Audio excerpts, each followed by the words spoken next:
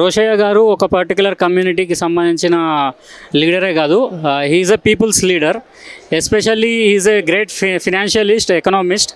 So Rosaiah గారు finance మినిస్టర్గా ఉన్నన్ని రోజులు, నెలలు, సంవత్సరాలు, టర్మ్స్ రాష్ట్రం ఎప్పుడు కూడా అధిక బడ్జెట్లో ఉంది. ఆ ప్లానింగ్ అనేది ఆ డిఎన్ఏలో ఉంటుంది మా కమ్యూనిటీకి. సో ఎస్పెషల్లీ మా ఎకనామిస్ట్లకి, ఫినాన్షియల్ అనలిస్ట్లకి Rosaiah garu is a great inspiration. He's a case study. Is a case study to be learnt from it should be involved, included in all ISB, IIMs, Harvard, Stanford, Oxford also.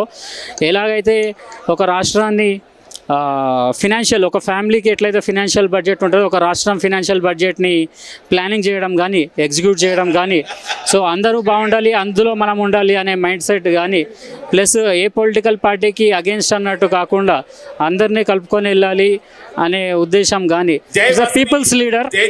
Thank you.